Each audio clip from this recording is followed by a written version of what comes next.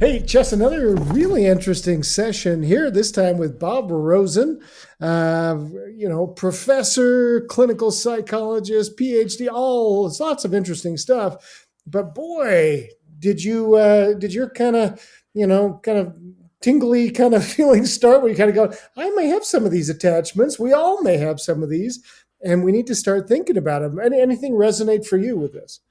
I actually was amazed that I had none.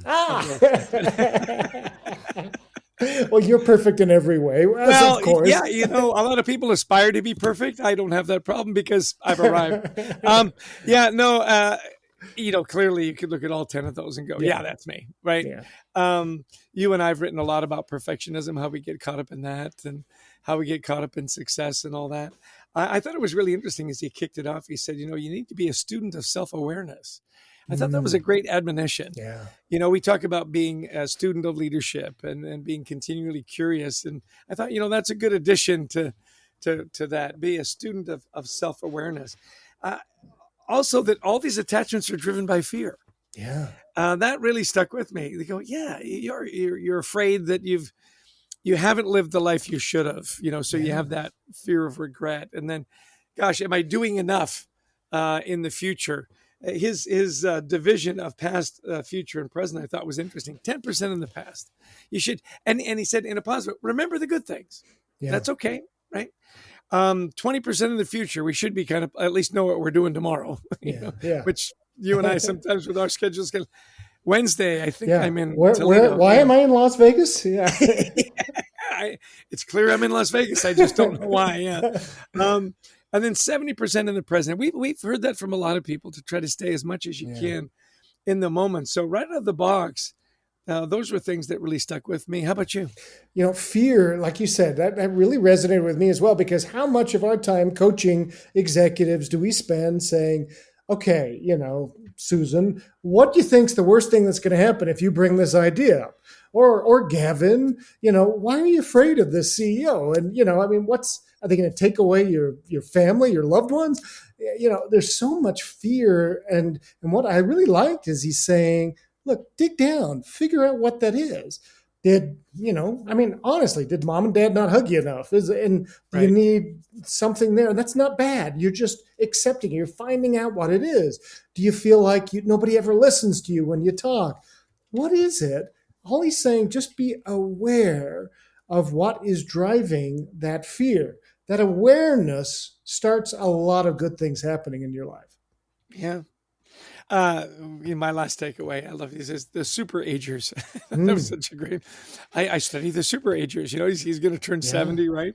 This idea of, engage with your aging self. There are going to be things that you can't do anymore. And there are going to be things that you continue to be curious about. And the two paths of retirement was one with fear and regret, and the other one with introspection.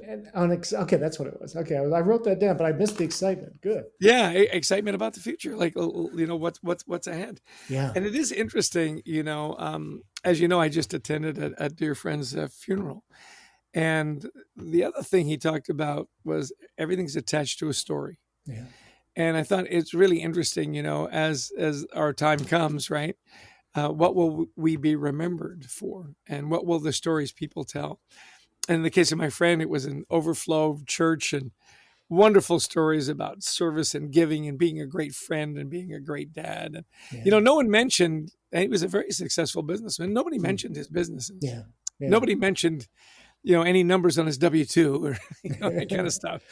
It was all about, and Bob talked about that. He said, I invest in relationships. I've got lots of friends and so on. And so that kind of excitement about the future, how am I nurturing those meaningful relationships? How am I taking care of my family? I thought was really resonated with me, in particular because I'd just been to my friend's funeral. Well, and his push that, we don't live in the future except a little bit, but how many, never satisfied with where we are. And as you said about your dear friend, was that, no, he was living in the present. And, of course we all worried about the future now and then, but we can't live there.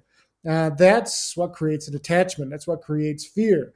We can't live in stability because always being stable and safe will never get us where we're going. You and I would never have broken off from a corporation 12 years ago or whatever it was and created our own little world here. And we've been able to travel around the world to just about every continent and spread this word. So Yeah. good things have come when you break out of these attachments. Yeah. By the way, Adrian, it's 15 years. It's been 15. Same number of books that equates to success is how many years you and I have been doing it. Yeah. Well, Marshall always talks to us about that, right? Our friend Marshall Goldsmith. I'll be happy when. Yeah. That's the toxicity that comes with living too much in the future. Yeah.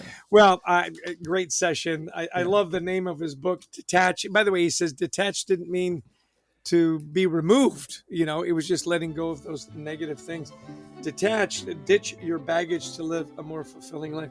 And you know who makes my life more fulfilling? I don't know if it's the same for you. I think I know. Yeah, I think about podcasts. I think about dear friends. I think about fulfillment in my life. And one name comes to mind. Who is it for you? It could be the Dalai Lama. I mean, it could be Oprah.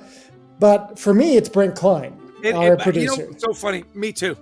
Yeah, he's the producer that takes our, as my Jewish friends in New York would say, the mishigash, and makes it beautiful.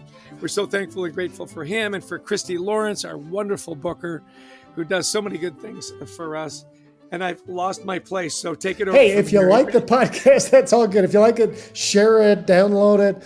We'd also love you to visit thecultureworks.com for free resources to help you, your team thrive. We've got lots of ideas about leadership and culture.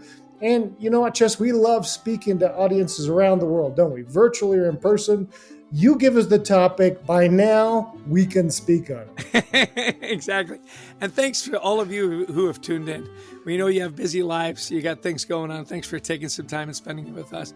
We really are grateful for you and appreciate that. So, Adrian, I'll give you the last word. There you go. Until next time, we wish you the best of mental health.